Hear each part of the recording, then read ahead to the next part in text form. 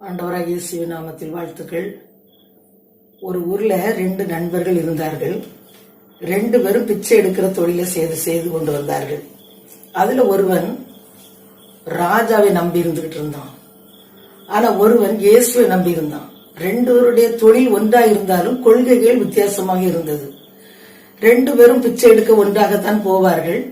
போகும்போது அந்த ராஜாவை நம்பி இருந்தவன் ராஜாவை வாழ்க வாழ்க என்று சொல்லி வாழ்த்தி கொண்டு போவான். இயேசுவை நம்புறவன் இயேசுவை வாழ்க, இயேசுவே நீர் வாழ்கன்னு அவரை உயர்த்தி மகிமைப்படுத்திட்டே போறான். ஆனா 2 பேருக்கும் அந்த அரண்மனையில பிச்சை போடுவாங்க வழக்கமா. அவங்க வருஷக்கணக்கா இதுகள் போய்கிட்டே இருக்குது. இப்படியே மாற்று கருத்துல 2 பேரும் வித்தியாசமாக வாழ்க வாழ்கன்னு சொல்றத இந்த ராஜா கவனிக்கிறார். மனசுல நினைக்கிறாரு, என்ன வாழ்க வாழ்கன்னு சொல்றான், ஆனா மற்றவன் இயேசுவதான வாழ்கன்னு சொல்றான். அப்ப என்ன வாழ்கன்னு சொல்ற அவனை நான் வாழ வைப்பேன் அப்படின்னு சொல்லி ராஜா ஒரு பெரிய தீர்மானம் போடுறாரு. என்ன தீர்மானம் போடுறாரு, இனி வழக்கமா பிச்சை எடுக்க வரும்போது நாளைக்கு அவனுக்கு தங்க கட்டி வச்சு ஒரு பிரெட் செஞ்சு அவனுக்கு கொடுக்கணும். ஆனா இயேசுவே வாழ்வேன்னு சொன்னவனுக்கு கொஞ்சம் காசை போட்டுறணும் அப்படின்னு சொல்லி ஏற்பாடு பண்றான். அப்படியே வழக்கமா அவங்க வாழ்க வாழ்கன்னு வராங்க. ராஜாவே வாழ்க, ராஜாவே வாழ்கன்னு ஒரு பெரிய பிரெட்டை கொடுக்கறாங்க. அவன் அதை வாங்கிக்கிடுறான். அவன் வாங்கிட்டு போன கொஞ்ச நேரத்துல இவன் இயேசுவே வாழ்க வாழ்கன்னு வரான். இவனுக்கு காசு கொடுக்கறாங்க. அப்படி 2 பேரும் போய்கிட்டே இருக்கும்போது ஒரு இடத்துல 2 பேரும் சந்திக்கிறாங்க. உனக்கு என்ன கிடைச்சது இன்னைக்கு அரண்மனையில? எனக்கு பிரெட் கிடைச்சதுன்னு சொல்றாரு அந்த ராஜாவே வாழ்கன்னவன். இயேசுவே வாழ்கைன்னு சொல்றவன் எனக்கு காசு கிடைச்சது அப்படின்றான். சொல்றான், எனக்கு பிரெட் வேண்டாம், காசு தான் எனக்கு அவசியமா இருக்கு, நீ இந்த பிரெட்டை வச்சுட்டு உனக்கு தந்த காசை நீ எனக்கு தந்துரு அப்படின்னு சொல்லி 2 பேரும் மாத்திக்கிடுறாங்க. இவன் சந்தோஷமா பிரெட்டை வாங்கிக்கிட்டான்.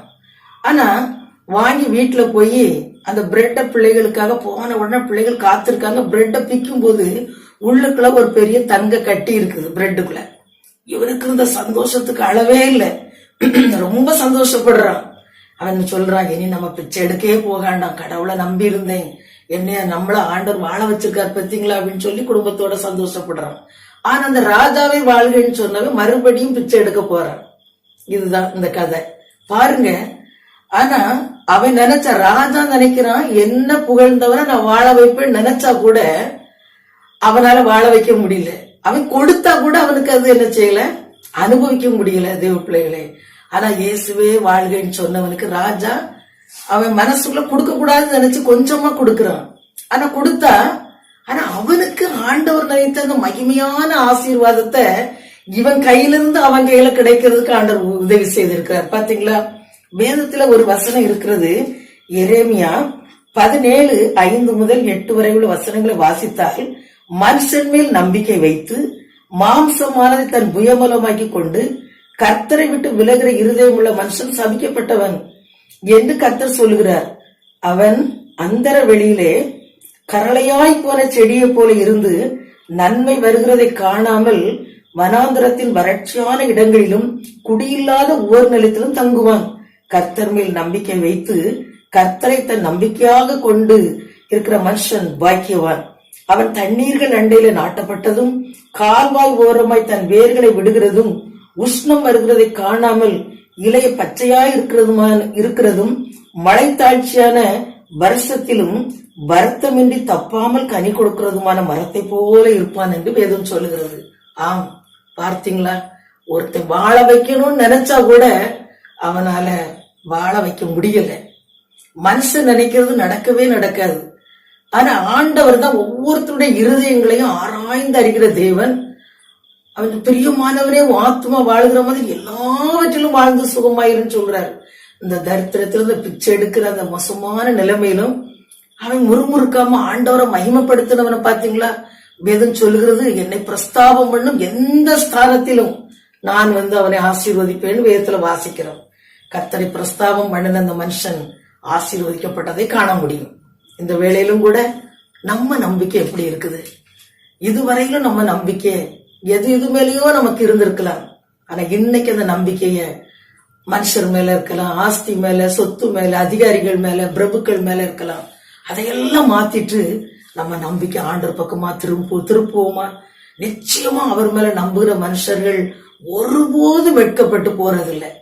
சங்கீதம் 34:5 வாசிக்கிறோம், அவர்கள் அவரை நோக்கி பார்த்து பிரகாசம் அடைந்தார்கள், அவர் முகங்கள் வெட்கப்படவில்லை என்று வேதம் சொல்லுகிறது. இன்னைக்கு கர்த்தரை நோக்கி பார்ப்போம், நம்முடைய நம்பிக்கை அவர் மேல வைப்போம்.